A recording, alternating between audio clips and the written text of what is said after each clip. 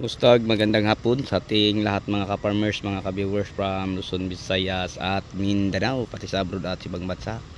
So sa lahat ating mga subscriber, mga viewers, commentator, share. So sa yung lahat, maraming salamat po. So ngayon mga ka-farmers, ito na ang kalagayan po no, sa ating talong kung saan pinapadiligan natin kahapon ng tubig na binasa ang gitna. Then pinapa-sprayhan na natin ng fruit shot borer. So ngayon mga ka-farmers, kita nyo maganda na pong tingnan kasi tinatalian na po ang mga sangang nakaharang sa gitna. So alam niyo na po mga ka-farmers kung bakit nagbalag tayo no, sa ating mga talong. Yan. Kasi mga ka-farmers, malaking bagay po. Una, pag mag-spray hindi mahirapan dumaan, pag mag-fertilizer hindi mahirapang dumaan, lalo na pag harvest mga ka-farmers tapos may dala pang mga wheelbarrow. So yun po ang purpose natin. Pangalawa, pagtatalian ng sanga, ano po ang mga benepisyo alis sa baluktot mga ka-farmers. Kasi pag halimbawa ay makalapat sa lupa, lumaki ang ating talong, bunga ng talong na baluktot. Kaya nga mga ka-farmers, tinatalain natin para bagsak ang mga bunga. And then hindi makakagat sa mga uod na nasa lupa o sa mga langgam. So yun po ang purpose natin. So yung mga nabanggit natin na hindi tayo mahirapang dumaan. So mga ka-farmers, mga ka-viewers, share ko lang po sa inyo. Pwede naman po ang talong, no? Hindi natin gawan ng balag kagaya sa akin, no? Pwede naman. Kung ang ating talong hanggang tuhod, hanggang hawak lang. Sa Mindanao mga ka-farmers, hindi ako nagbabalag. Kasi karamihan ganito lang kataas ang talong ko. So dito sa mga ka-farmers, nilagyan ko ng balag kasi alam nyo, malapit lang ako sa dagat, wala lang 5 minuto dagat na. So napakalakas ang hangin. Tapos ang ating talong pag ganito nakataas, then marami ng bunga. Pag mag-harvest ka mga ka-farmers at mag-spray, mahihirapan ka, lalo na kagaya namin. Pag mag-harvest kami, may mga dalang crates na nakakarga sa wheelbarrow, tag 2 crates mga ka-farmers. So hirap no pag makaharang sa ating daanan.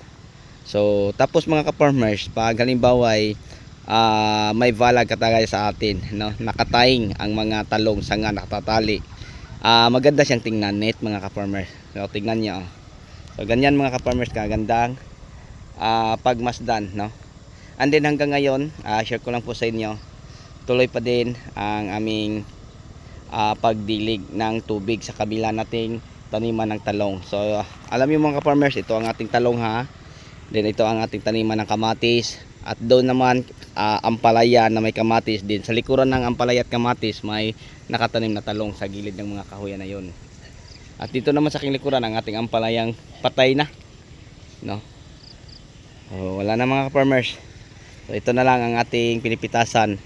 Meron tayong pipino sa kabila, pinipitasan natin, naka 140 kilos tayo, no, sa nakarang araw. Din sa talong naka 300 na mga ka-farmers, kapin kilos. So ito ngayon, yan. So mga 3 days from now, pipitasan na natin ito uli mga ka-farmers, ang ating talong. So kapon nagpitas tayo, then pagkatapos pagpitas nagpapa-spray kaninang umaga.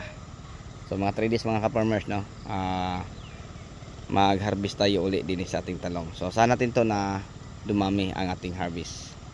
So ganito kalakas at kalinaw ang tubig, no, na ating pandilig. So yung kulay blue na yun mga ka-farmers, yun po ang sa solar. So wala na si haring haraw. So hindi na natin nakikita mga ka-farmers, at hindi na natin nakikita hindi na nagsisikatan ng panel board, kaya wala nang agos ang ating solar. So ito water pump na lang, na isa sa baba, isa din sa taas. So yun lang mga ka-farmers, mga ka-viewers.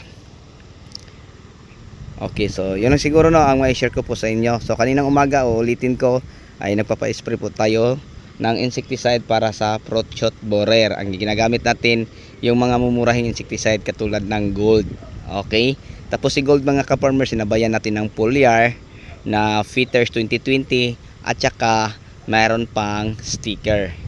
And then mga ka-farmers, nakalipas na mga araw, mga 5 days siguro, nagpapa-spray tayo ng organic, yung Parker name, solo lang, no, solo lang. So yun ang ating pina-spray na yun. Tapos pinapalaw pa natin ang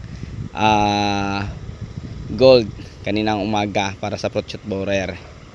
And then mga ka-farmers, magpitas, then pagkatapos magpitas, pa-spray naman po tayo uli. Then napapadilig na tayo din ng fertilizer, no? Nagpapadilig na tayo isang bisis mulang napabayaan natin itong mga isang malapit mag isang buwan, no? Parang 3 linggo, tatlong ating apply sa fertilizer. So ang ginagawa natin ay nag-foliar lang tayo, yung pang maintenance tulad ng Green Acre. So yun lang po ang ating ginagamit para makasurvive at saka manatiling maberde ang ating mga dahon ng talong. So yun po no mga ka-farmers. So ngayon mga ka-farmers, punta tayo doon para ipapakita ko po sa inyo ang ating isang area, no, ng talong na niraraton kung saan sa ngayon ay napakadami ng bunga. Ayan. So ganito kalakas ang tubig natin, no, na umaagos sa ating water pump na 4x4. Ayan. So malayo yan, nandun ang makina, no, sa may mga kawayan din sa baba ang isa. Tapos may luna yung kulay blue hanggang dyan. Tapos naglagay kami ng kanal para daanan sa tubig papunta doon sa isang gilid.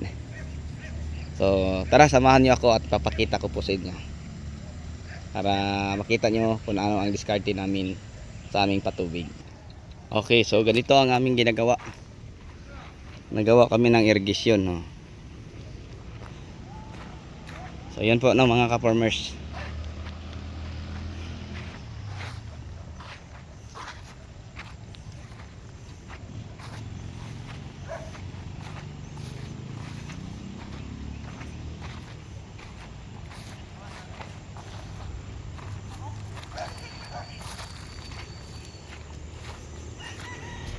So pag anuhan namin ang doon, dumaan papunta doon ang tubig.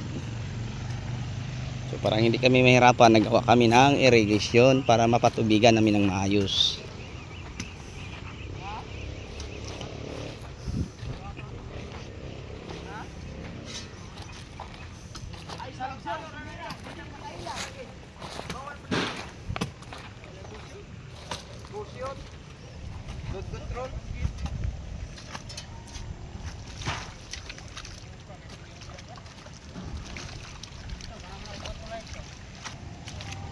So yun po no mga ka-farmers, mga ka-viewers, ang mai-share ko po sa inyo sa ginagawa namin sa araw ito.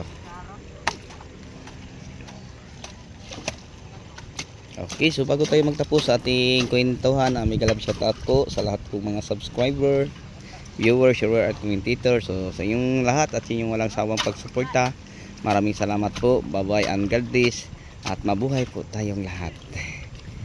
Thank you.